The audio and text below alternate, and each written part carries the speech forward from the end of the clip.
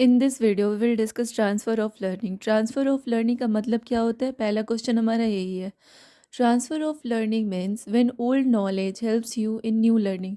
जब आपका old knowledge जो है किसी नए कंसेप्ट को, नई चीज़ों को सीखने में हेल्प करती है, तो that is called transfer of learning.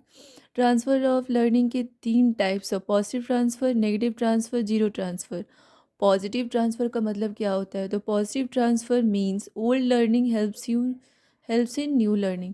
मतलब आपका जो ओल्ड लर्निंग है वो नए लर्निंग में आपकी हेल्प कर रहे हैं। आप अपने ओल्ड नॉलेज को यूज़ करके कुछ नया सीख रहे हो, दैट इज़ पॉजिटिव ट्रांसफ़र। इसका एग्जांपल क्या हो सकता है?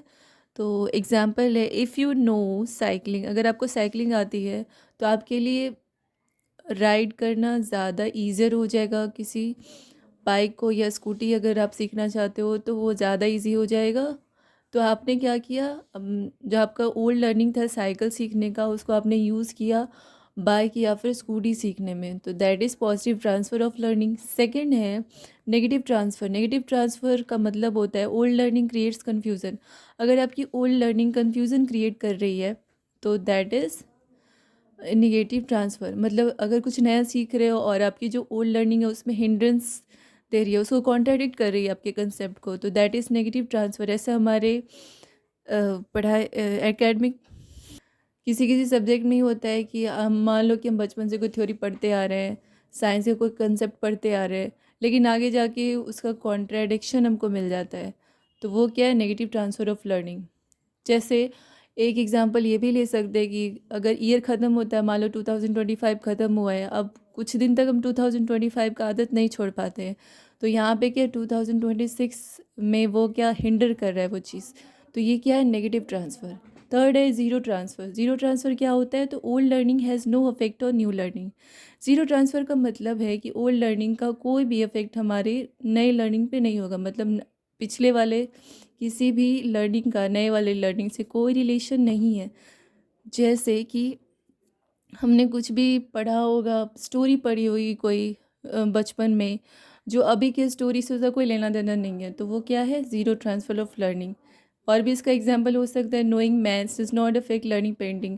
अगर आपको मैथ इसका एग्जांपल हो सकता है, अगर आपको मैथ्स आती है तो वो आपकी पेंटिंग को अफेक्ट करने वाली नहीं है।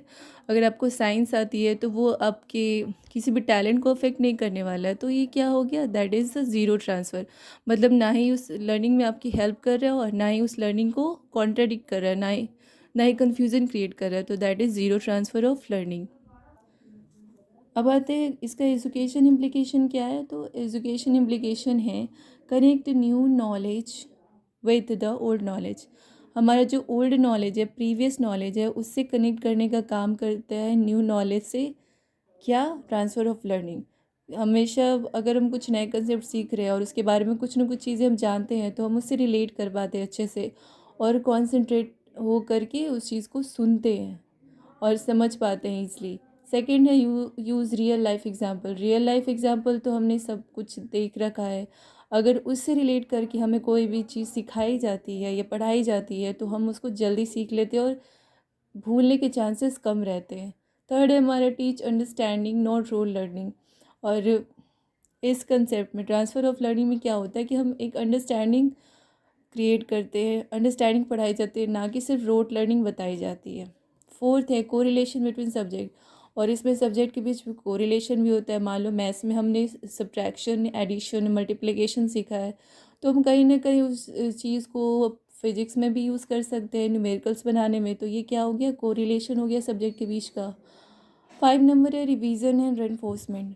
बार बार कंसेप्ट का रिवीजन करोगे तो आगे वाले सब्जेक्ट में भी, आने वाली क्लासेस में भी उस रिवीजन का यूज़ होगा, तो रिवीजन और इन्फोर्समेंट पे भी यहाँ पे ध्यान दी जाती है ट्रांसफ़र ऑफ लर्निंग में। तो this are the education implication. और एजुकेशनल इम्प्लीकेशन बहुत इंपॉर्टेंट होता है, किसी भी थ्योरी को पढ़ रहे हैं तो ये ज़रूरी है। कोई भी टॉपिक का एजुकेशन इम्पॉर्टेंस तो होता ही है।